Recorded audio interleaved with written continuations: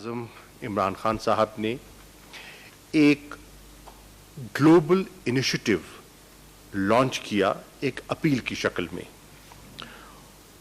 वो मुखातिब हुए ग्लोबल लीडर्स से, वो मुखातिब हुए अक़वाम मुत्तहिदा के सेक्रेटरी जनरल से, और उन्होंने ये इस्तदा की कि कोविड-19 ने पूरी दुनिया को अपनी लपेट में ले रखा है। इंसानी नुकसान जो है वो किसी से पोशीदा नहीं है। 1,30,000 से अमवात तजावुज़ कर गई हैं। 20 लाख से ज़्यादा लोग मुतासिर हो चुके हैं। ये है इसका इंसानी पहलू। इसका एक माशी पहलू भी है, और माशी पहलू ये है कि पूरी ग्लोबल इकॉनमी इससे मुतासिर हो चुकी है, और बहुत से माहिरीन का ये ख्याल है कि अगर 3% कॉन्ट्रैक्शन होती है ग्लोबल इकॉनमी में, तो इसका इम्पैक्ट होगा कोई $9 ट्रिलियन के करीब। तो इसका आप अंदाज़ा लगा सकते हैं।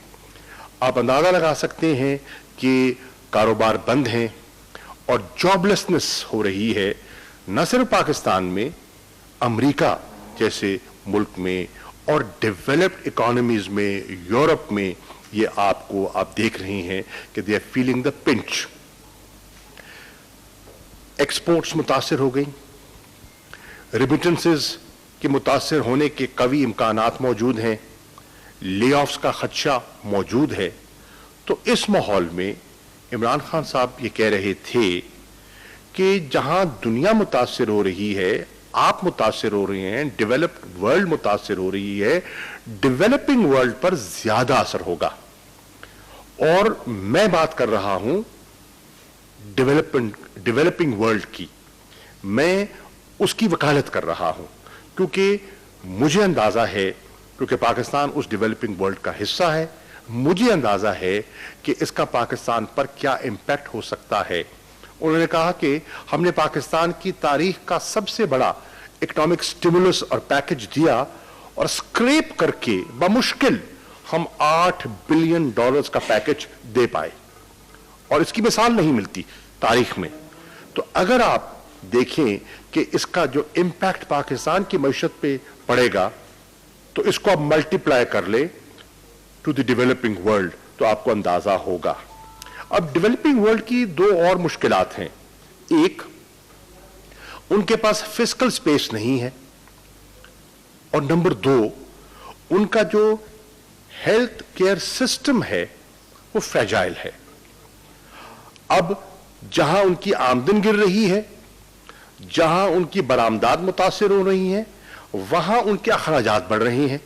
वेंटिलेटर्स चाहिए, इक्विपमेंट चाहिए, हॉस्पिटल्स को आपने अपना उनके रीइंफोर्स करना है, जरूरियात पूरी करनी है।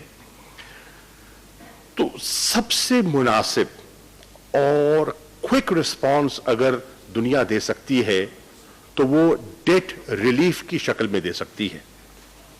तो ये आप कर गुजरिए, और इस ग्लोबल इंटरकनेक्टेड दुनिया में इसका फायदा सिर्फ डेवलपिंग वर्ल्ड को नहीं होगा, इसका स्पिन ऑफ जो है वो डेवलपिंग और डेवलप वर्ल्ड को होगा, क्योंकि आज हम एक दूसरे से जुड़े हुए हैं। ये हो नहीं सकता कि चीन मुतासिर हो रहा हो तो अमेरिका मुतासिर ना हो, ये हो नहीं सकता कि यूरोप मुतासिर हो रहा हो और पाकिस्तान की मंडियां मुतासिर ना हो रही हो। That's the connection.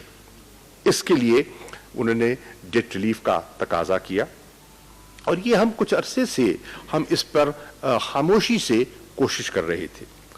मैं आपकी खिदमत में अर्ज करना चाहूंगा कि हमने आपस में दफ्तर खारजा में एक मशावरत का अमल उसका आगाज किया, और फॉरेन सेक्रेटरी साहब से मैंने दरख्वास्त की, और इन्होंने DG UN जो तशरीफ फरमा है, हमारे जो PR हैं न्यूयॉर्क में मुनीर अकरम साहब, और जिनीवा में खलील हाशमी साहब, मिल बैठकर हमने एक प्लान मुरतब किया, एक हिकमत अमली वे फॉरवर्ड के बारे में तबादला ख्याल किया कि हम इसको अप्रोच करें तो कैसे करें।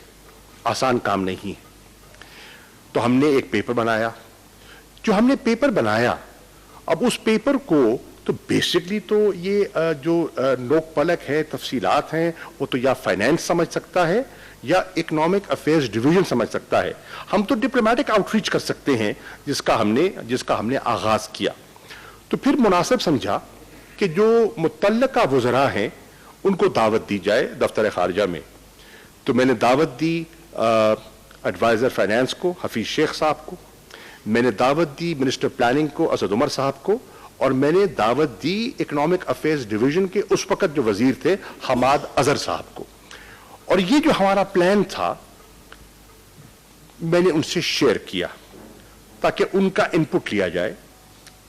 انہوں نے بڑے مفید مشورے دیے، ہم نے ان کے مشوروں کو شامل کیا، اور جب ہم نے ایک اپنی کمپریہنسو اسٹریٹجی بنا لی تو پھر میں نے وزیر اعظم سے درخواست کی.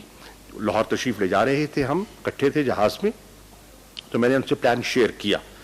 And he said it's a very good idea, ہمیں بڑھنا چاہیے اس طرف. میں نے احتیاطاً یہ بھی کہہ دیا کہ اس کے رسکس بھی ہیں. تو پرائم منسٹر صاحب نے کہا بالکل رسکس ہیں لیکن ہمیں یہ رسک لینا چاہیے. چنانچہ ہم نے ان کی اجازت کے بعد پورا ایک جو ان سے درخواست کی کہ اس اپیل کو آپ لانچ کیجئے. تو 12 اپریل کو انہوں نے اس اپیل کو لانچ کیا.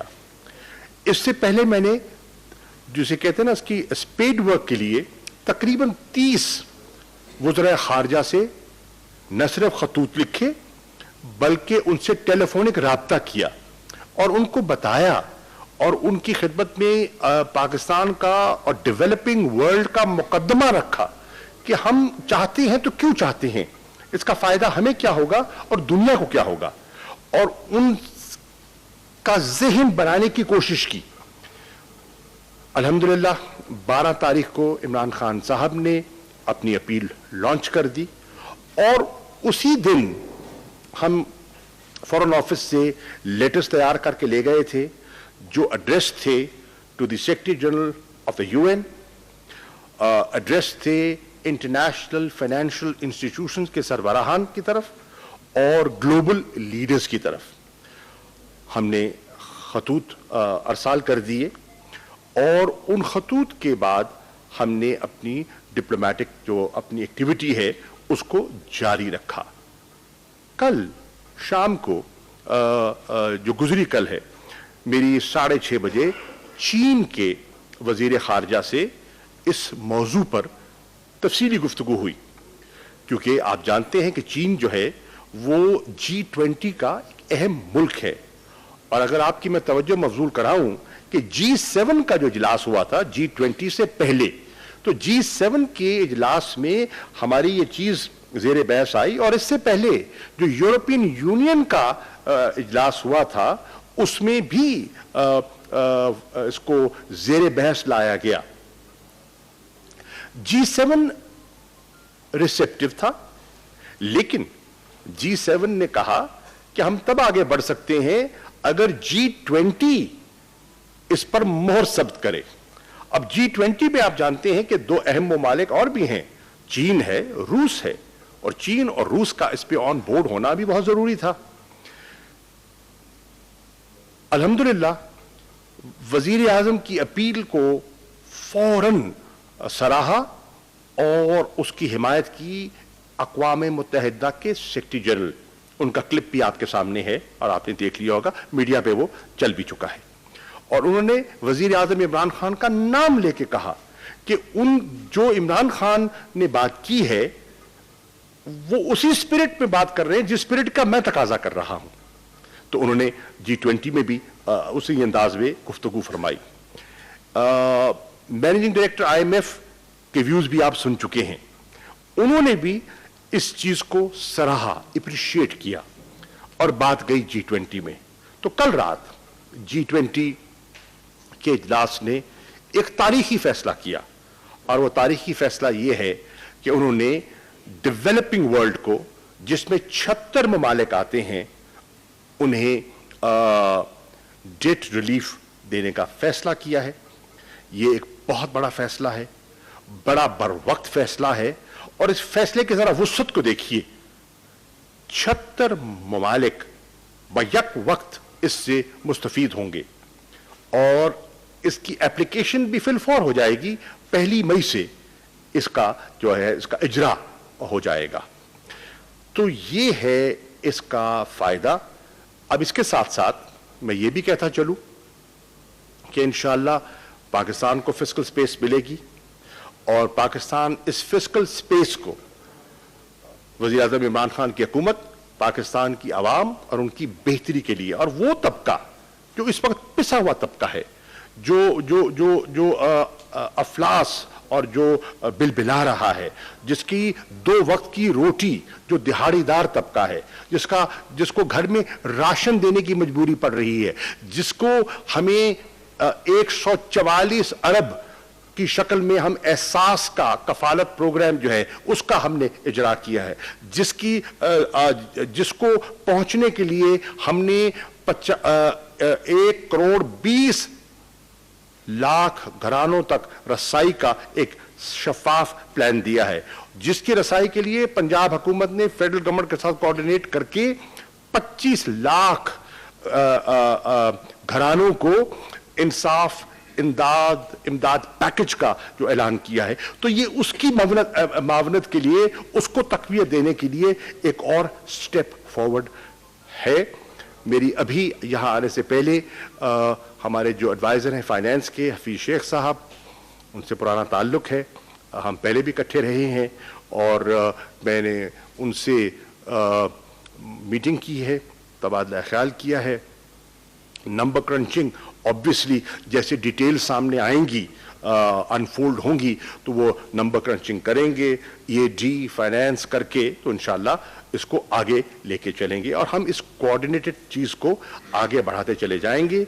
میں پاکستان کو, میں ڈیولپنگ ورلڈ کو, اور میں عمران خان کو مبارکباد پیش کرنا چاہتا ہوں کہ جو ناممکن دکھائی دیتا تھا, اور میں آپ کو عرض کر دوں, بہت محتاط آوازیں بھی میں نے سنی اور میرے کانوں تک پڑی کہ ذرا ٹھہر جائیے, ذرا سوچ لیجئے, جیسے کوشش ہوتا ہے, ہماری ایک فطرت ہے. تو اس کے باوجود ہم نے فیصلہ کیا کہ لیو اٹ ٹو گاڈ, ہمیں نیک نیتی سے آگے بڑھنا چاہیے. اجر اللہ کی طرف سے ملتا ہے, اور وہ اجر انشاءاللہ پاکستان کے لوگوں کو ملے گا. ایک آخری بات کر دوں, میں یہ بھول گیا تھا, اور یہ میں عرض کرتا چلوں کہ یہ ایک نہیں ہے, تقریباً ابھی کچھ عرصے بعد 2 سال ہو جائیں گے, ابھی 2 سال پورے نہیں ہوئے اس گورنمنٹ کو.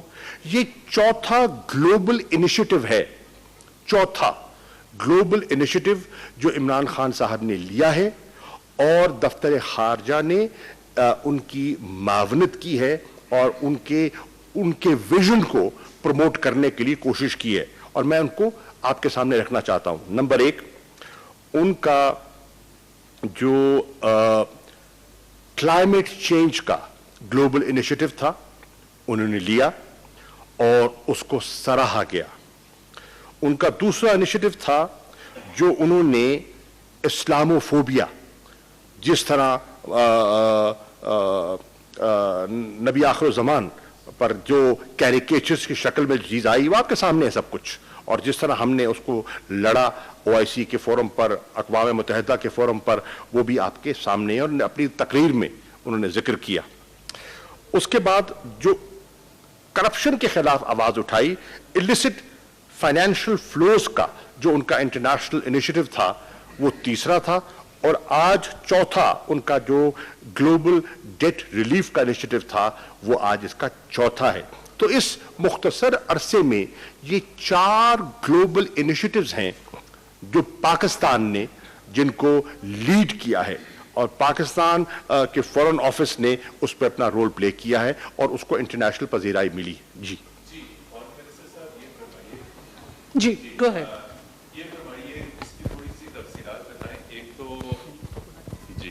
ایک تو یہ فرمائیے کہ اس میں ہمیں کن کن انسٹیٹیوشن سے ریلیف مل رہی ہے؟ صرف آئی ایم ایف سے مل رہی ہے یا ورلڈ بینک سے مل رہی ہے یا دیگر بھی بین الاقوامی مالیاتی ادارے؟ نمبر 1. نمبر 2 اس میں بتائیے ہمارا ٹوٹل اس وقت قرضوں کا حجم کیا ہے، اور اس میں کیا ہمیں جو مارک اپ انٹرسٹ ریٹ ہے وہ ڈاؤن ہو رہا ہے یا قرضے ری شیڈول ہو رہے ہیں، یا جس طرح آپ نے کہا ہے 1 مئی سے یہ نافذ العمل ہوگا، تو اس میں کیا چیز ہے؟ Are the repayment of the instalments of the loans is being rescheduled اور سسپینڈیڈ؟ ایک تو ٹوٹل حجم بتائیے، کس کس مالیاتی ادارے سے کیا بینیفٹ ملے گا؟ جہاں تک اداروں کا تعلق ہے تو اس میں سبھی ادارے آ جاتے ہیں، انٹرنیشنل فائنینشیل انسٹیٹیوشنز آ جاتے ہیں، آئی ایم ایف آ جاتا ہے، ورلڈ بینک آ جاتا ہے۔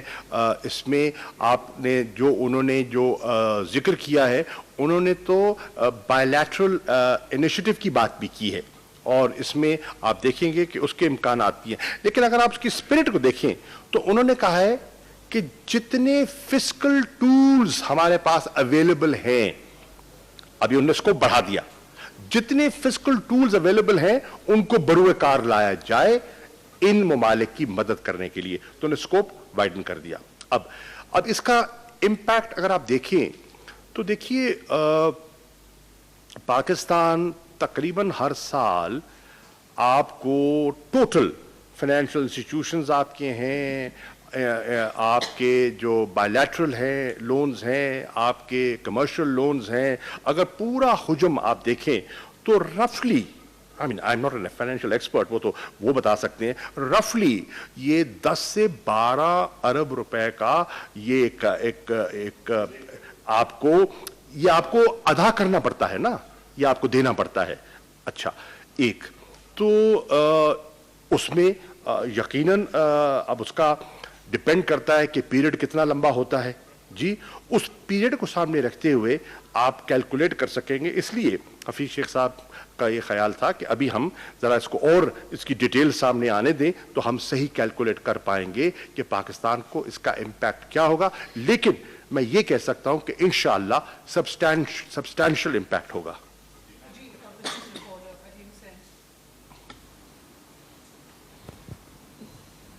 جی تھینک یو شاہ صاحب، میں علی حسین بزنس ریکارڈر سے۔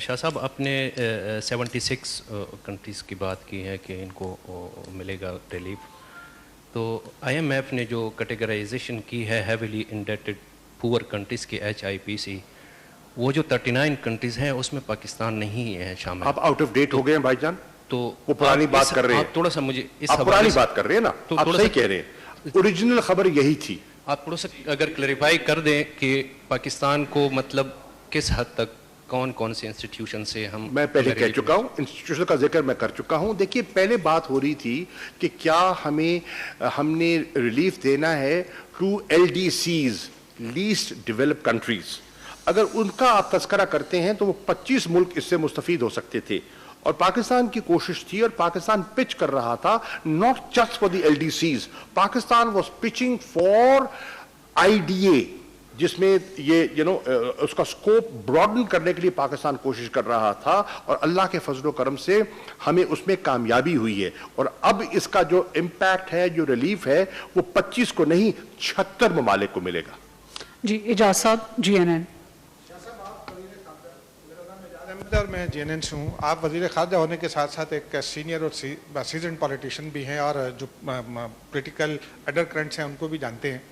یہ جو ہمیں IMF سے ریلیف مل رہا ہے، یہ بہت ویلکم اسٹیپ ضرور ہے، لیکن جو ہماری انٹرنل پولیٹیکل ڈائنامکس ہیں، جس طرح سے PTI اور پیپلز پارٹی کی سندھ گورنمنٹ اور PTI کی وفاقی حکومت ایک دوسرے کی پولیٹیکل ٹرولنگ کر رہی ہیں، کیا اس سچویشن میں یہ ریلیف ہمیں وہ فائدہ دے سکے گا اس رویے کے ساتھ جو جاری ہے؟ ریلیف سے یقیناً فائدہ دے گا، رویہ جو بھی ہو ریلیف سے فائدہ ہوگا، پاکستان کی عوام کو ہوگا، نمبر 1۔ نمبر 2، جہاں تک رویوں کا تعلق ہے، میں نے ہمیشہ کہا ہے، میں ریکارڈ پر ہوں کہ یہ ایک گلوبل پینڈیمک ہے، اس کے لیے ہمیں ایک گلوبل اتفاق رائے اور تعاون درکار ہے، ٹھیک؟ حتیٰ کہ آپ یہ دیکھیں کہ ہندوستان جس نے سارک کے فورم کا حلیہ بگاڑنے کی مکمل کوشش کی، اور آپ نے دیکھا کہ کس طرح انہوں نے سارک کے سمٹ کو انڈرمائن کیا، مسلسل انڈرمائن کیا، جب انہوں نے کووڈ-19 کی بات کی تو ہم نے دفتر خارجہ میں بیٹھ کر فیصلہ کیا کہ گو ان کی نیتوں کا ہمیں علم ہے، لیکن ہم اپنے خطے کی اور انسانیت کی بہتری کو سامنے رکھتے ہوئے ہم اس ویڈیو کانفرنس میں شامل ہوں گے۔ میں آپ کو ایک سوچ بتا رہا ہوں، اور ہم نے اس میں شمولیت اختیار کی۔ جو ہیلتھ ایکسپرٹس کی میٹنگ ہوئی ہم نے اس میں بھی شمولیت اختیار کی، اور ہم نے سارک کے ہیلتھ منسٹرز کے لیے بھی ہم پچ کر رہے ہیں کہ ان کا اجلاس بھی کیا جائے۔ اب جہاں تک اندرون ملک ہے، حکومت کیا کر سکتی تھی کنسنسس بلڈ کرنے کے لیے؟ وزیر اعظم نے ایک نیشنل کوارڈینیشن کمیٹی تشکیل دی جس میں سب وفاقی اہم ادارے جو متعلقہ ہیں اس پہ شامل ہیں۔ اس میں چاروں صوبوں کے وزرائے اعلیٰ شامل ہیں، اس میں آزاد کشمیر کے وزیر اعظم شامل ہیں، اور اس میں گلگت بلتستان کے وزیر اعلیٰ شامل ہیں۔ یعنی کہ ملک کی پارلیمنٹ کے جو 3 بڑی جماعتیں ہیں، پاکستان تحریک انصاف، پاکستان مسلم لیگ نون اور پاکستان پیپلز پارٹی، تینوں کی نمائندگی ہے کسی نہ کسی شکل میں۔ یعنی کہ ان کا انپٹ، ان کی سوچ، ان کا فیڈ بیک مل رہا ہے، نمبر 1۔ نمبر 2، ہم نے اجلاس بلایا اسپیکر صاحب کی سربراہی میں، اور اسپیکر صاحب کو دعوت دی کہ وہ جتنے پارلیمنٹری لیڈرز ہیں ان کو بلائیں، اور ان کی خیالات سے ہم مستفید ہونا چاہتے ہیں، اور ان کی مثبت جو رائے ہے ان کو ہم اپنے پلان میں پرونا چاہتے ہیں۔ چنانچہ مجھے وزیر اعظم نے نامزد کیا، اور ہم 2 اجلاس تو میں خود اٹینڈ کر چکا ہوں، اور تحریک انصاف کا، وزیر اعظم عمران خان کا ویژن پیش کر چکا ہوں، اور ان کی آراء سے وزیر اعظم کو آگاہ کر چکا ہوں۔ نمبر 3، ان ساری سوچوں کو یکجا کرنے کے بعد ہم نے ایک نیوٹرل باڈی جس پہ سب کو اعتماد ہو، ہم نے NCOC کی شکل میں تشکیل دی۔ ایرا کے دفتر میں وہ کام کر رہی ہے، روزانہ وہ ملتی ہے، اس میں سب صوبوں کو نمائندگی دی گئی ہے۔ ان کے چیف سیکرٹریز جو ہیں، سندھ کی حکومت کے چیف سیکرٹری موجود ہوتے ہیں NCOC میں، اور سندھ کے پیپلز پارٹی کے وزیر اعلیٰ موجود ہوتے ہیں NCC میں، اور سب سے پہلے وزیر اعظم جن کی بات سنتے ہیں وہ مراد علی شاہ صاحب سندھ کے وزیر اعلیٰ ہیں۔ اب اس کے باوجود 18ویں ترمیم اجازت دیتی ہے کہ صوبوں کو فلیکسیبلٹی دیتی ہے، اور ہم اس فلیکسیبلٹی کو تسلیم کرتے ہوئے ہم نے کہا کہ گراؤنڈ کی ریالٹیز اور حقائق آپ سامنے رکھتے ہوئے اگر اپنے مقامی حالات کے مطابق کوئی آپ 19-20 نوک پلک درست کر سکتے ہیں، ہو سکتا ہے کہ آپ کو اپنے صوبے کے اندر کراچی کے لیے حکمت عملی اور بنانی پڑے، تھر پارکر کے لیے، عمر کوٹ کے لیے اور بنانی پڑے۔ تو یہ وزیر اعلیٰ سندھ کے پاس یہ فلیکسیبلٹی ہونی چاہیے کہ وہ کہاں کر رہے ہیں اور کیسے کرتے ہیں۔ ہماری نیت سب کو لے کے چلنے کی ہے، پاکستان کے لوگ ہیں، پاکستان کی عوام ہے، سندھ ہماری اہم اکائی ہے، اور میرا تو سندھ سے تعلق اور نوعیت کا ہے، تو انشاءاللہ ہم انہیں مایوس نہیں کرنا چاہتے، ہم اس بکرنگ میں نہیں پڑنا چاہتے، اور مجھے یقین ہے کہ وہ بھی نیک نیتی سے کام کر رہے ہیں۔ جی آپ۔ سر ظہیر نام ہے، سما ٹی وی سے ہوں۔ پہلے بات تو یہ ہے جو انیشیٹو آپ لوگوں نے اٹھایا ہے، اس پہ اگر IMF اور انٹرنیشنل جو فائنینشیل انسٹیٹیوشن ہیں وہ پاکستان کو ریلیف دیتے ہیں تو یہ بہت بڑی کامیابی ہے۔ میرے ایک سوال ہے، اس کے 2 پارٹس ہیں۔ پہلا سوال یہ ہے کہ آپ نے اگر ابھی بھی آپ کو اگر لگ رہا ہے سر ابھی وہی اگر بغیر سے آگے آ جاؤ نا یار۔ پہلا سوال یہ ہے کہ جو آپ نے انیشیٹو لیا تھا کووڈ-19 کے حوالے سے، آپ نے کتنا مطالبہ کیا تھا کہ کب تک یہ ہونا چاہیے؟ سالوں میں تھا یا جب تک یہ وبا ہے؟ دوسرا یہ ہے کہ جو G20 نے اب منظوری دی ہے کہ جو 76 انڈر ڈیولپڈ کنٹریز ہیں ان کو ریلیف دیا جائے، تو وہ اس میں کوئی ڈیوریشن ہے، کوئی سالوں کی ہے یا صرف چند ماہ کی؟ دیکھیے، اس انیشیٹو کو جو ہم نے لیا تھا، اس انیشیٹو کا جو ہم نے لیا تھا، ہمارا امیجیٹ آبجیکٹو کیا تھا؟ اپنے لیے اور ڈیولپنگ ورلڈ کے لیے فسکل سپیس پیدا کرنا۔ اس آبجیکٹو میں ہمیں کامیابی ہوئی ہے، اور انشاءاللہ اس فیصلے کے بعد آپ کو اور ڈیولپنگ ورلڈ کو فسکل سپیس مل جائے گی۔ آپ نے ڈیوریشن کی بات کی ہے، تو اس وقت ڈیوریشن جو ہے خیال کیا جا رہا ہے 1 سال کی بات ہو رہی ہے، لیکن It all depends کہ آگے سچویشن انفولڈ کیسے کرتی ہے. دیکھیے ابھی کچھ کہہ دینا حتمی نہیں ہے, یہ ایک ایوالونگ سچویشن ہے اور سچویشن ایوالو کر رہی ہے. پتہ نہیں یہ 2 مہینے چلتا ہے, یہ 6 مہینے چلتا ہے, یہ سال چلتا ہے, 1.5 سال چلتا ہے, مختلف آراء ہیں. It can vary from 2 months to 2 years, who knows. انس جی. پہلا تو 40,000 پاکستانیوں کو باہر واپس لانا ہے. پی آئی اے کا ریٹ ابھی 6,000 پاکستانی پر ہفتہ ہے, تو کیا اس حساب سے تقریباً 7 ہفتے کے اندر یہ ریپیٹریشن ممکن ہوگی؟ تو کیا پاکستان انٹرنیشنل کیریئرس کو بھی الاؤ کرے گا کہ وہ لے کے آئیں, اور ان پاکستانیوں کو کیا جو یہاں سے جانا چاہتے ہیں؟ نمبر 1. نمبر 2, ہم نے دیکھا اس کا جواب لے لو, کنفیوز رہیں گے پھر دوسرا کر لینا. دیکھیے سب سے پہلی بات تو میں آپ کی وسادت سے کہنا چاہوں گا, اسٹرینڈڈ پاکستانیز جو باہر ہیں, ہم نے کیا کیا؟ فورن آفس نے امیڈیٹلی جب یہ کرائسس سامنے آتا ہے, فورن سیکرٹری بیٹھے ہیں, میں ان سے درخواست کرتا ہوں کہ ہمیں 24/7 اس کے لیے ایک ارینجمنٹ کرنا چاہیے. چنانچہ ہم نے کرائسس مینجمنٹ سینٹر بنایا, ایک ڈی جی لیول کے آفیسر کو وہاں تعینات کیا اور ان کے ذمے لگایا, اپنے مشنز کو ہدایات دیں اور ان سے انفارمیشن کلیکشن ہم نے شروع کر دی. اور آپ رات کے آ جائیں 3 بجے, کسی دن رات کے 2 بجے آ جائیں, اور کرائسس جو سینٹر ہے وہ مینڈ ہے, day and night 24 hours 7 days of the week, right? It has never happened before. It's happening now. تو اس انفارمیشن کو ہم نے سامنے رکھتے ہوئے ہم نے ایک پلان مرتب کیا کہ ان کو واپس کیسے لانا ہے. واپس لانے کے لیے ہمیں جو سب سے بڑا چیلنج ہے وہ اپنی کیپیسٹی کا چیلنج ہے. ہم تو چاہتے ہیں راتوں رات وہ آ جائیں, لیکن جب وہ ان کو لانا ہے تو ٹیسٹنگ کرنی ہے, لوکل ٹرانسمیشن کا خطرہ بھی تو ہے نا, اس سے کیسے بچنا ہے, ہم نے ان کو بھی محفوظ کرنا ہے, اور جن فیملیز سے آ کے وہ منگل کریں گے ان کو بھی محفوظ کرنا ہے.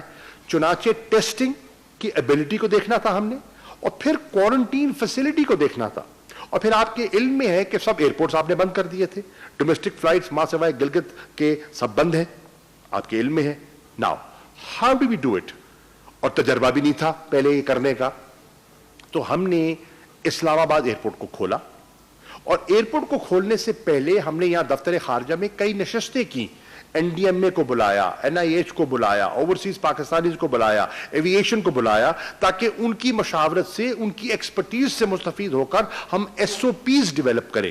ہم نے ایس او پیز ڈیولپ کی, وہ ایس او پیز ہم نے این سی سی میں شیئر کی, اس کا اپروول لیا, اور پھر اس کو ہم نے آن گراؤنڈ ٹیسٹ کیا. ٹیسٹ کرنے کے لیے ہم نے پہلے ہفتے میں ہم نے فلائٹس لے کر آئے, اور تقریباً 2000 پاکستانی اسٹرینڈرڈ جو تھے باہر ان کو لے کر آئے کہ اتریں گے کیسے, ٹیسٹ کیسے ہوگا, کس ہوٹل میں جائیں گے, کیا ہوگا, ان کی سیٹ میپنگ کیا ہے. صرف مجھے سیٹ پہ نہیں بٹھانا, میرے دائیں بائیں آگے پیچھے جو لوگ بیٹھے ہیں, خدا نہ خواستہ اگر میں پازیٹیو نکل آتا ہوں تو ان سب کو کوارنٹین کرنا ہوگا. Do we have the facilities? We did not have the facilities. اچھا, ایئرپورٹ سارے بند تھے. پھر ہم نے جب یہ فیصلہ کر لیا اور ہمارا تجربہ کامیاب ہوا, تو پھر ہم نے دوسرا فیز شروع کیا. جب دوسرا فیز ہم نے کیا اور ہمارا اعتماد اور بہتر ہوا, تو پھر ہم نے 20 تاریخ سے تیسرے فیز کا ہم آغاز کرنے چلے ہیں, جس میں ہم اپنی کیپیسٹی کو بڑھا رہے ہیں, 2000 سے 7000 تک لے جا رہے ہیں. اب وہ کیسے بڑھائیں ہم؟ جب ہم بڑھانے کی کوشش کرتے تھے, پنجاب سے بات کریں تو وہ ایئرپورٹ کھولنے کو تیار نہیں ہے, سندھ سے بات کریں وہ ایئرپورٹ کھولنے کو تیار نہیں ہے, خیبر پختونخوا سے بات کریں وہ ایئرپورٹ کھولنے کو تیار نہیں ہے. تو صرف اسلام آباد بوجھ لے سکتا ہے؟ نہیں لے سکتا, ممکن نہیں تھا, لاجسٹکلی پاسبل نہیں تھا. چنانچہ ان گورنمنٹس کو قائل کرنا پڑا, ان کو منانا پڑا, ان کو قائل کرنا پڑا. یہ پاکستانی ہے بھیا, یہ پاکستان کو اکانومی کو سہارا دیتے ہیں, ہم ان کو اپنا وی آئی پیز کہتے ہیں, پر آج وہ وی آئی پیز جو ہیں اگر دقت میں ہیں تو مہربانی کیجئے, تھوڑا سا دل بڑا کیجئے, اپنے ایئرپورٹس کھولیے. اب وہ آمادہ ہوئے ہیں, اور اس آمادی کے بعد کل سعودی عربیہ سے ایک فلائٹ لاہور کے لیے آئی ہے, اور آج غالباً 16 تاریخ ہے, آج ملتان آ رہی ہے. تو ملتان کے ایئرپورٹ کو کھلوایا, یہ چیزیں کھلوائیں, وہاں کوارنٹین کے بندوبست کیے, وہاں ٹیسٹنگ کا بندوبست کیا, وہاں لوگوں کو ایس او پی سے آشنا کرایا. اب یہ سلسلہ آگے بڑھ رہا ہے. اب کچھ یہاں لوگ پھنسے ہوئے تھے, جو یہاں پھنسے ہوئے تھے ہم نے چارٹرڈ فلائٹس دی, برٹش نیشنلز کو, کینیڈینز کو, یورپینز کو ہم نے باہر بھیجا. 2 दिन पहले मेरी जो इस वक्त एक्टिंग वजीर आजम हैं और वजीर खारजा हैं बरतानिया के, उनसे मेरी बात हुई और उनने मुझसे दरख्वास्त की कि हम चाहते हैं कि 7,748 हम ब्रिटिश नेशनल को भिजवा चुके अपने PIA से। वो कहते हैं कि हम चाहते हैं कि और जो यहाँ कोई 8,000 के करीब फंसे हुए हैं, हम उनको ले जाना चाहते हैं, आप हमारे साथ तावन कीजिए। हमने कहा क्या तावन चाहते हैं आप? वो कहते हैं हम चाहते हैं कि हमारी फ्लाइट्स भी हमें आने की इजाजत दीजिए। हमने कहा बिस्मिल्लाह, लीजिए, आप आइए, ले जाइए। और उसमें PIA को कहा कि आप भी बिड कीजिए, अगर आप कंपेटिटिव होंगे तो आप भी उसमें हिस्सेदार बन जाएंगे। सो जो भी उसमें मुस्तफीद हो सकता है वो हो। और हमने ये PIA को तरजीह पहले इसलिए दी कि PIA आप पहले जानते हैं खसारे में थी, जहाज खड़े हुए थे, तो चलो उनकी एक्टिविटी शुरू होती है, कुछ ना कुछ वो भी अपना सहारा चलाते हैं और वो अपने पाँव पे इदारा खड़ा होता है। तो ये हमने एक हिकमत अमली अपनाई है।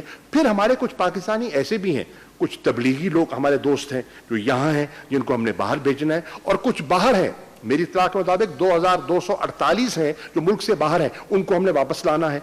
उसके लिए भी हमने एक अरेंजमेंट किया है। स्पीकर साहब ने भी मेहरबानी फरमाई है, उसके लिए कमेटी बनाई है। शहरयार अफरीदी साहब उसको सब कमेटी को चेयर कर रहे हैं। उनको मैंने फॉरेन ऑफिस बुलाया, उनको दावत दी, उनको सारा ब्रीफ किया, और फिर मैंने वहां जाके जो स्पीकर साहब की सरबराही में कमेटी थी, जिसमें उलमाए दीन भी थे, सब थे, उनसे भी मशावरत की और एक प्लान बनाया। तो उसको भी हम लेके आगे चल रहे हैं, कोशिश कर रहे हैं अपने हालात और वसाइल के मुताबिक कि उनको वापस लाएं।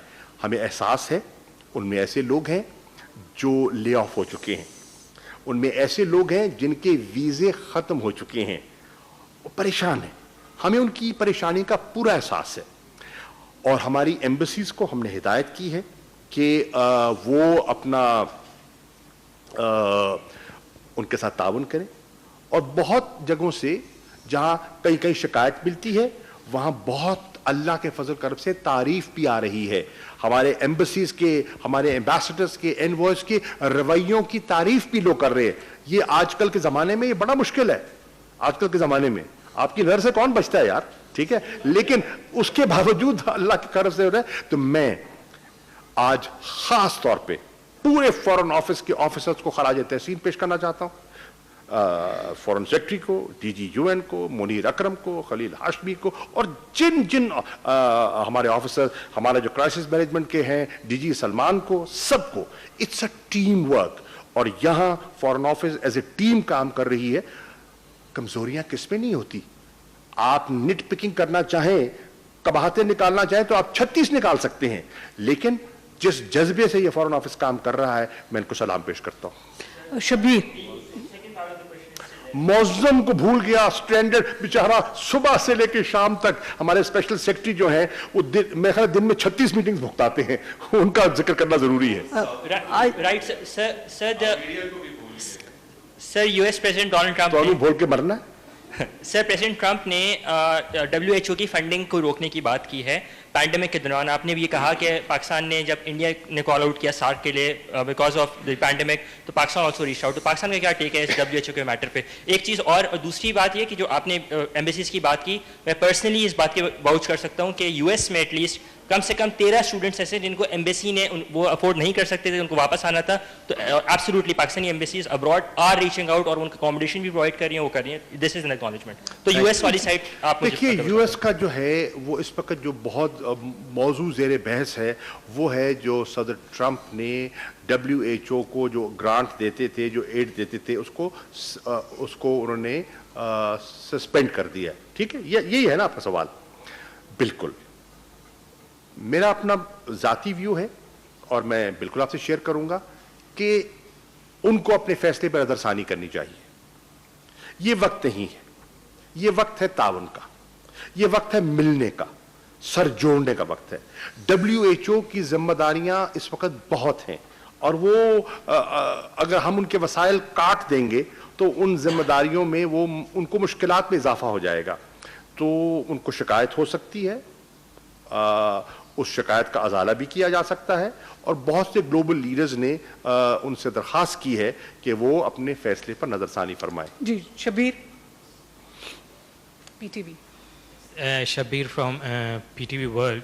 Foreign Minister, as you rightly pointed out that G20 has announced debt relief, but my question is whether they are also going to give like relief on interest rate as well, or they will charge the interest and capital and principal, sorry, interest and principal. Both, they will give the relief on both the things? Correct. जी जाहिद मलिक. कुरैशी साहब, एक तो ये बता दें कि आज भी इजलास होने जा रहा है IMF का, जिसमें अगली किस्त और पाकिस्तान को मजीद 1 अरब 40 करोड़.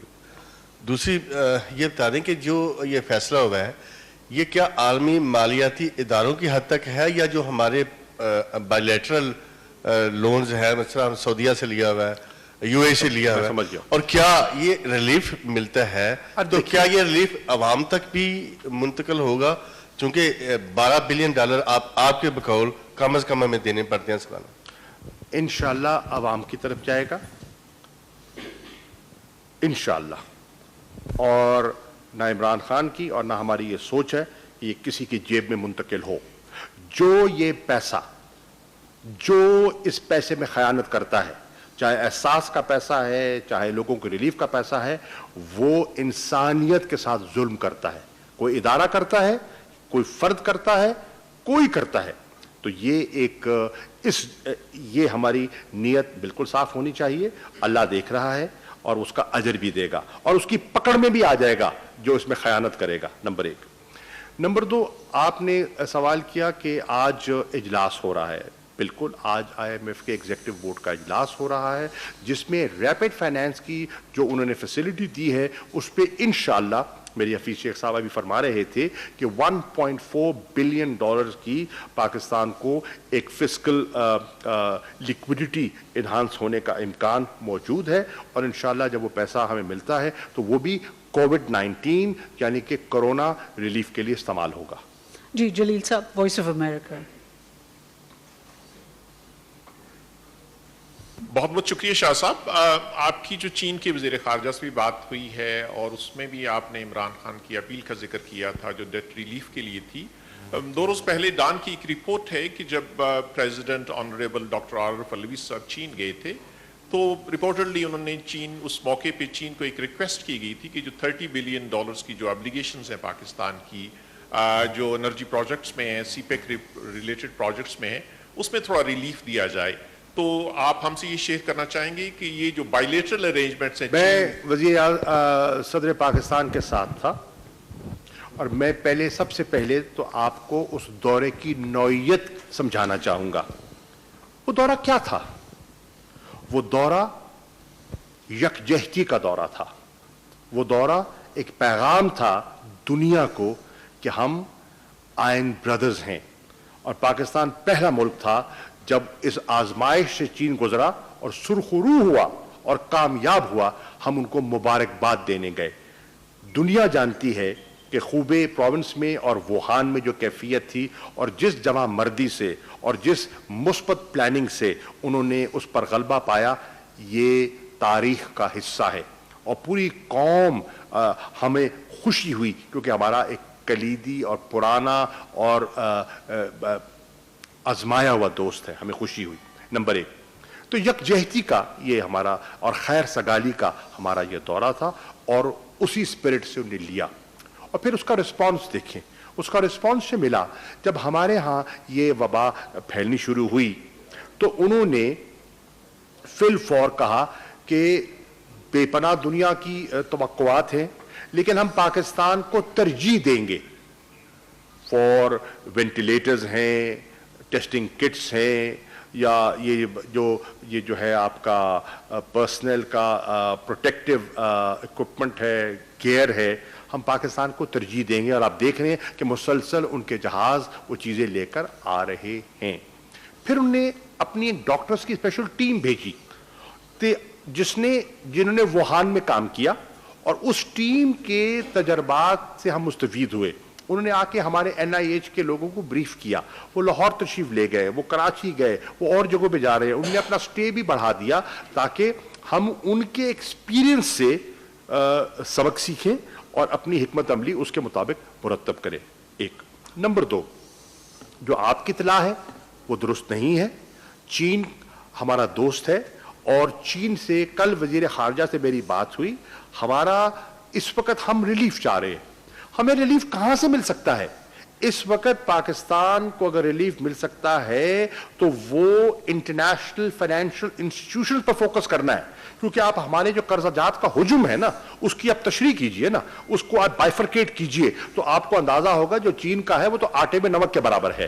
ٹھیک, سو ہمارا فوکس انٹرنیشنل فائنینشیل انسٹیٹیوشنز کی طرف تھا اور یہی میں نے ان سے کہا, کیونکہ G20 کا حصہ ہے نا چین.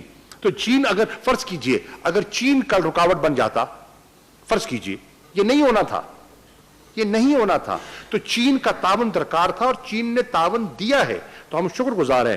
دنیا کو دیا ہے, 76 ممالک کو دیا ہے, پاکستان کو بھی دیا ہے.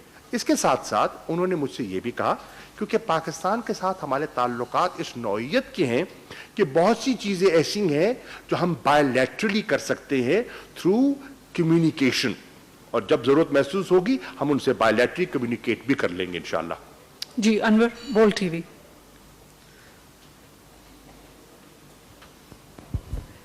شاہ صاحب, انور عباس, بول نیوز سے.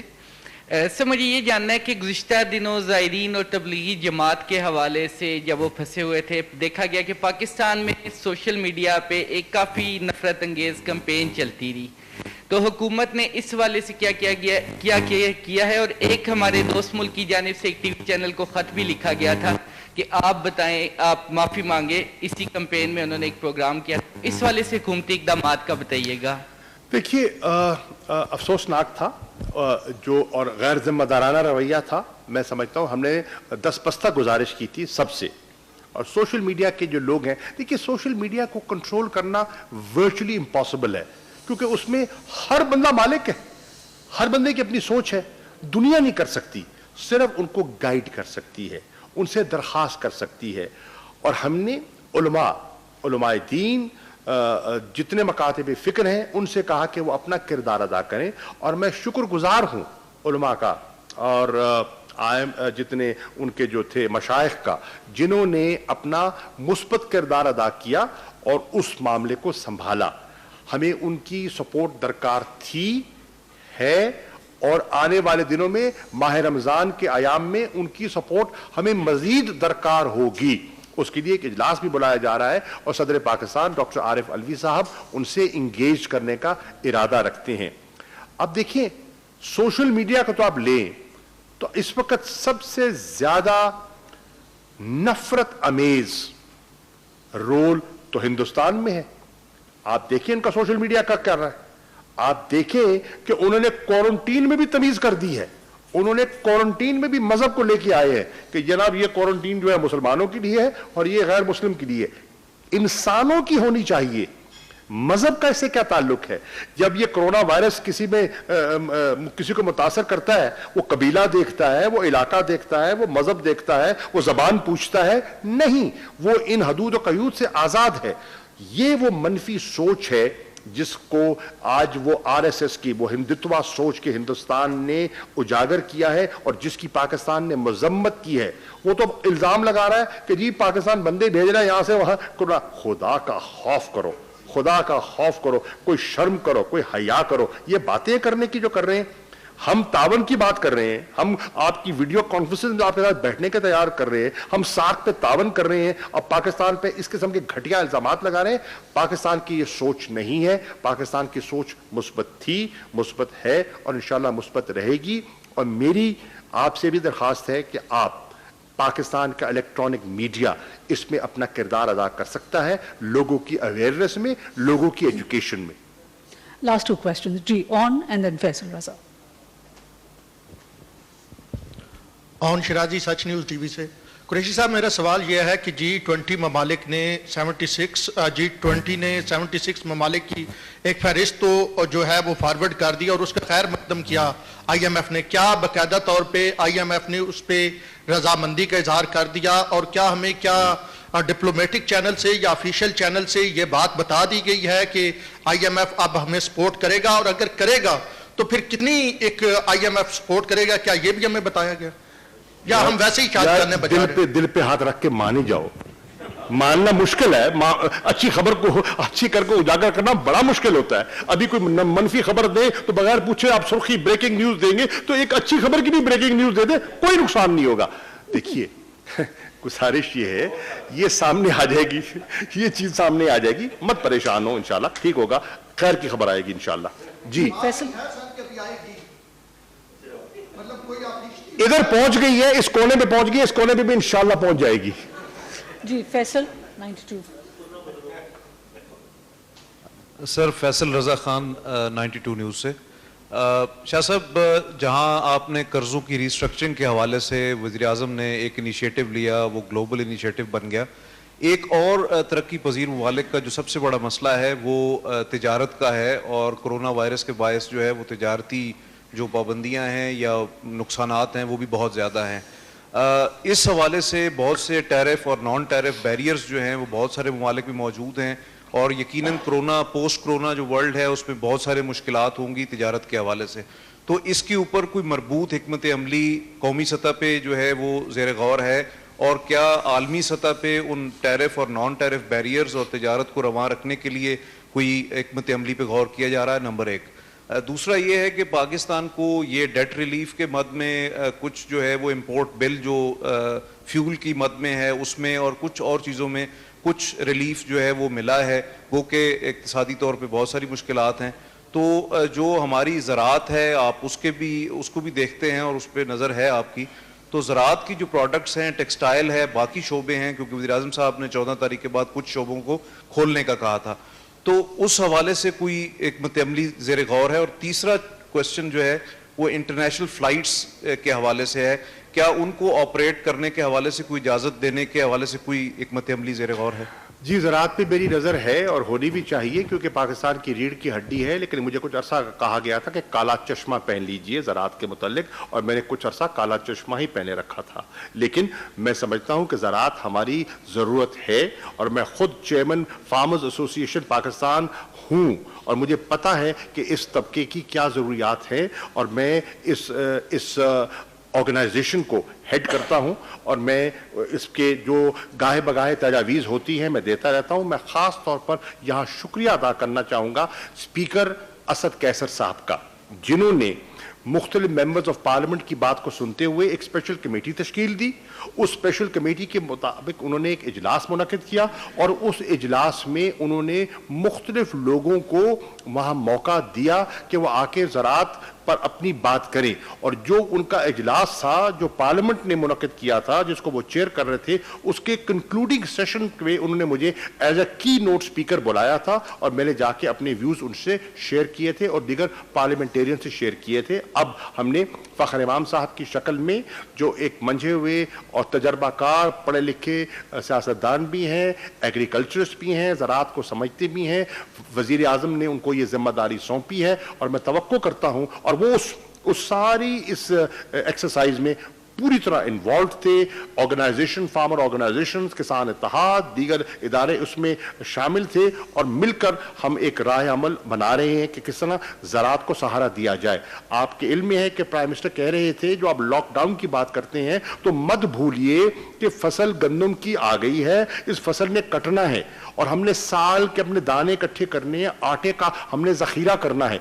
अब अगर आप मुकम्मल लॉकडाउन करेंगे तो कंबाइन कैसे चलेगी, हार्वेस्टर कैसे चलेगा, पास्को ने जो खरीदारी करनी है, और पाकिस्तान की तारीख में सबसे बड़ा प्रोक्योरमेंट का टारगेट 8.4 मिलियन टन का जो आपको सेट किया, इस गवर्नमेंट ने सेट किया, माजी में कभी इतनी खरीदारी नहीं हो सकी, ये कैसी होगी?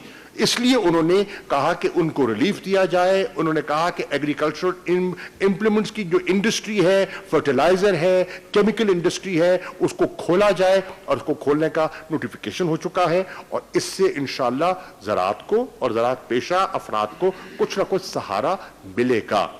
जहां तक आपने ट्रेड की बात की है, बिल्कुल अच्छी बात की है आपने, और इस पर भी गौर व फिक्र होना चाहिए। लेकिन आपको याद होगा कि इसी दफ्तर खारजा ने एक इनिशिएटिव लिया था, और उसको कहते हैं इंगेज अफ्रीका। हमने किया था, और हमने कहा था कि हमें पाकिस्तान को नई मंडियों की तलाश करनी चाहिए, اور نئی منڈیوں کی تلاش کی جب ہم نے بات کی تھی تو ہم نے کہا تھا کہ افریقہ ایک کانٹیننٹ ہے جس کی 1.3 ارب کی آبادی ہے اور جس میں پاکستان آٹے کے میں نمک کے برابر ہے. ہمیں اپنی ٹریڈ وہاں بڑھانی چاہیے. ہم نے کینیا میں ایک اس کا اجلاس بلایا, صدر کنیاٹا تشریف لائے اور رزاق داؤد صاحب تشریف لے گئے اور ہم نے انگیج کیا. آج آپ دیکھیں یورپ متاثر ہو چکا ہے بری طرح, امریکہ متاثر ہو چکا ہے بری طرح. یہ ہماری 2 بڑی منڈیاں ہیں. افریقہ نسبتاً محفوظ ہے.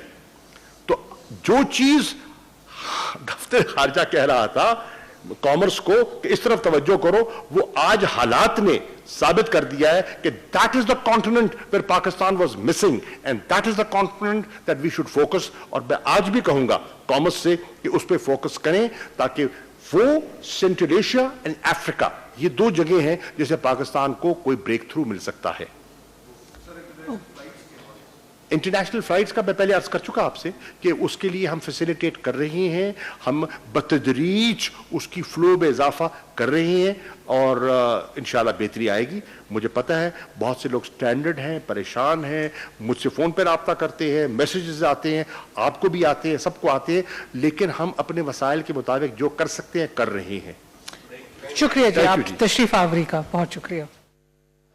وزیر خارجہ شاہ محمود قریشی میڈیا کو بریف